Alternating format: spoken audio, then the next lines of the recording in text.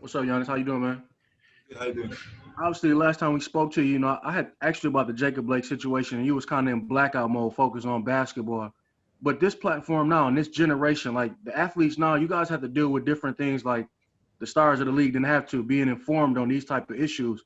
How are you dealing with that? Where understanding, hey, I need to know what's going on, but still focusing on basketball while making stances as well, but still doing your job. Obviously, when you asked me about the situation about Jacob Blake, I wasn't aware of it. Obviously, whenever start playing playoff game, I just delete my social media so I don't get on it.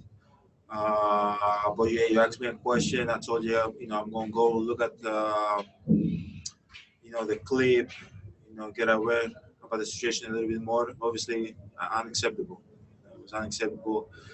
I was able to talk to his family. We talked to his family as a team. Uh, you know, it, it's tough, man. It's tough. We talked to his family, as I was saying. We were able to feel what they were feeling. We talked to his dad, and I think that was one of the biggest things that I've done as a basketball player in the bubble so far. It was powerful. We came together. It touched me as a person. And as I said, things like that going on in Wisconsin and not in the street and the city we represent, is unacceptable. As we go out there and try to represent the city the right way, things like this cannot happen back home. Lori Nickel. Hi, Giannis. I'm sure you want to keep a lot of that conversation private, but is there anything you'd be willing to share with us, since it was obviously moving for you, the conversation you had with Jacob Blake's family? Uh, Obviously, yeah, try to keep private, what we talked about. But one thing that moved me as a human being was that, if you really want to, accomplish something and get something done, you can. We were able to, get his family's number in within like 30 minutes. And we came together as a team. We were in a circle, talked to his dad, and his dad was tearing up, telling us how powerful what we did that day was for him and his family. And man, that's bigger than basketball to me. That's bigger than basketball. Like, obviously, there's gonna be games that you come in, you score 30 points, 35, 50, whatever the case might be. But that you're gonna remember the way we felt. We're gonna remember the way we felt for the rest of our lives. Right. Zora Stevenson. Just to keep going with that, Giannis, Jacob Blake's dad actually went on TV talking about the fact that he let his son know what you all had did, and it brought like a rare smile to his face as he's continuing to fight for his life. How much do you embrace the responsibility you have and realize the impact that you all can have on people as athletes? It's amazing, the impact we have, the platform we have, to people outside the league, to people in other leagues. It's big, and we're able as a team to speak out and say what's our mind and say what we believe. And the NBA allows us to do that. And the NBA helps us with that. Going back to Jacob Blake's father, I watched his interview. Um, it was funny. It was touching. As I said, as much as he said that we, did something for him, we impact their lives in a way. I think that family impact our lives. In the 4 or 5 hours we stayed in the locker room. Um, yeah, man, it's big. That's pretty much it. That's pretty much it. Mark Stein. I'm sure being back in there today brought back a lot of stuff for you guys. How challenging was it just to play today? It was challenging. Obviously, we decided as a team that okay, we're going to do this. We also decided as a team to not play that game, to sit out, to be with one another, to talk about the issue, to encourage one another, to hold on to one another, and we did that as a team. And we had the players meeting 2 days ago, or yeah, 2 days ago. decided that we're going to come and we're going to play. We're going to play as a team, and we're going to try to represent the city of Milwaukee the right way. And, we believe that being out there on the court can bring more awareness in issues outside the court. And, as I said, we decided we're going to play, and now we're focusing, how can we win the championship. Brian Mahoney. On another note, yeah, so before the game, they had the moment of silence for Chadwick Boseman. I know he's, inspiration to a lot of people, an icon in the Black community in a lot of ways. Just your thoughts on his passing. Praying for his family. May God rest his soul. Obviously, I heard the news last night. My little brother told me, tough. The year of 2020, it's been up and down, man. It's been up and down for everybody. Personally, for me, man, he left so much behind. Great actor, great human being. I had the chance to meet him. We definitely gonna miss him. Tanya. I know that you experienced racism back home as well, but how much did you know about the experience of Black Americans and, racism here? And over the past few months, have you learned more about what some of your teammates have gone through growing up here and how that is here? Obviously, two different cultures. My culture, obviously, there's a lot of people that might feel racism, and at times we might feel the same way. But I was never scared of my life. Like walking down the street, I was never scared that something might happen to me. And growing up here in spending 7 years here, and my brother growing up here, I have conversations with him, I have conversations with my teammates. So it's tough. Like, people are scared to walk in the street because of the skin, color skin, and you're scared for your life. Things gotta change. I just became a dad a few months ago, and I had a conversation with my girlfriend, and it's scary. It's scary to raise a son here, and have a family. Like it's scary. At any moment that, like, I don't feel like I should be scared at any moment that my son or my family walking down the street. I should be scared that something might happen to them. And I'm just trying to educate myself as much as possible. Try to talk to my teammates as much as possible. I feel like we have great coaches in our team. I always have conversation with them to make me understand, how life is here in the state. And as I said, I'm trying to educate myself as much as possible and become more aware about everything that's going on. Were you surprised to learn that this is what it was like? I was never surprised.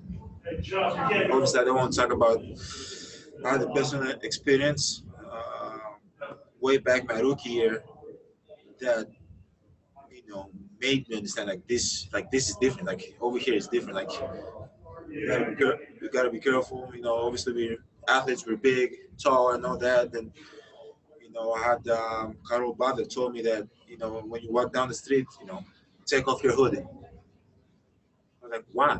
Why should I take off my hoodie? It's like, just take off your hoodie. That was my rookie year. Yeah, I didn't understand it then, but now I understand it now. Hopefully now, as I said, if I keep on educating myself, I understand it more. Joe Varden. Yeah, so I was going to ask you about something else, but did you not take off your hoodie and did something happen to you? No. Okay. Nothing happened. Okay. It was just like if it's late at night, there's sometimes as a team we go and break bread, or we go, somebody's celebrating their birthday, and we go out and it's 2-3 a.m. Walking back home into your apartment, it was like, hey, be careful. Be careful about, like, I don't know what he was telling me to be careful about, but he just wanted me to be safe. And then the question I had anyway was going back to Wednesday. Like you were out there warming up like doing your normal pregame work. So what you come back and George says what he says. What was your initial reaction and what did you end up saying? So obviously, came in for the game, warmed up, was on the court, came back to the locker room. It was probably at 20 minutes on the clock, right? And that's what life is about. Life sometimes tells you to do something, you just do it. I didn't think about it. I saw George. Am I allowed to say? Am I allowed to say names? Oh, am I allowed? Okay. So I saw George Sterling. George decided not to play the game, and he didn't put pressure to none of his teammates. Not me, the coach. Sterling decided to do the same thing. He came in the locker room, talked to us, and I decided as a leader, as Giannis, and that's who I am. I was like, I'm not playing this game. I didn't want to play this game. I told coach, I'm not playing this game. I can't leave my teammate behind. They felt a type of way about all the situation that was going on. I was in the right space to play the game, and 100% fully support them. Win or lose, I support them. Going out there, not going out there, staying in the locker room, I support them. So we decided later as a team to not go out there, and that's how I am. All right, two more. Let's go to Christos in Greece. Καλησπέρα Γιάννη. Καλησπέρα. Θα ήθελα να σε ρωτήσω αν μετά από όλα αυτά που έχουν συμβεί με το μποϊκοτάζ του αγώνα, αν έχεις καταλάβει τι αντίκτυπος έχει δημιουργηθεί ακόμα και στην Ελλάδα. Αν έχεις λάβει τα μηνύματα και όλη αυτή την υποστήριξη από τους Έλληνες. Πώς είναι αυτό για σένα? Δεν έχω καταλάβει τι έχει γίνει στην Ελλάδα, γιατί όπως είπα νωρίτερα δεν είμαι ούτε στο Facebook, ούτε στο Instagram, ούτε στο Twitter, γιατί είμαι συγκεντρωμένος στα παιχνίδια εδώ στη Φούσκα. Ναι, δεν έχω. Σίγουρα ξέρω ότι υπάρχουν αρκετοί Έλληνες εκεί έξω που στηρίζουν εμένα, την οικογένειά μου και την ομάδα μας. Αλλά όπως είπα, δεν έχω δει μήνυμα. Mark Spears. It's somebody who has this growing global platform, superstar platform. Maybe I'm wrong, but didn't seem like that crossed your mind when you were making that decision? Not at all. Obviously there's consequences that happen with not going out there. And as a team, we decided to forfeit the game. But it did not even second guess what I was doing, not even for a second. As I said, I love Jihil, I love Sterling. I'm proud of my teammates, each one that we're able to be in the right part of, right side part of history. I'm happy that for what we've accomplished, we won't change. We want to educate ourselves as much as possible. We want to bring awareness to the people, and as I said, I did not care, about what people gonna say or what comes with it. I just wanted to, bring change and support my teammates. And the response from the world, like baseball, NHL, WNBA, tennis. It was unbelievable. It was unbelievable. It just like it tells you how big platform the NBA have and we have. Just seeing like we didn't play, then baseball did not play. The other NBA teams did not play. Naomi Osaka did not participate in the games. Soccer players did not want to play. So it's huge, man. And we have big platforms. As I said, people are looking at us, and we have to set the right example, and they're gonna follow. So yeah. All right, one more quick one to Eric Name. We're not gonna talk about the game, huh? Giannis, I don't know if brave is the right word, but George doesn't have the same platform as you do. he doesn't have the same standing in the league as you do. Just what did you think of his willingness to kind of lead in that way when he's not protected maybe in the same ways by a brand or anything like that? It's big, it's big. Obviously, it's easy to do it when, as you said, when you're protected and you're gonna be fine. But it's hard to do when you're not protected, and you don't know what tomorrow is gonna bring. And as I said, George, I'm proud of him. I love him. He's my brother. 10, 20 years from now, we're gonna be in barbecues together. I sent him a text after, when everything slowed down because I knew he was down. I knew that he might, he wasn't in the right, his mind wasn't in the right space, and I told him, don't you, second guess, don't you ever regret what we did? This is big, man, and just being a part of it and, seeing you lead the team and doing the right thing and saying you're not playing because you want things to be right, and that's who I want to be when I grow up, man. And that's why I followed you, and I love you, and I'm happy for you, and I'm happy that, we're on the same team, man. Thank you, Giannis. Thank you, guys. See George's quote. I have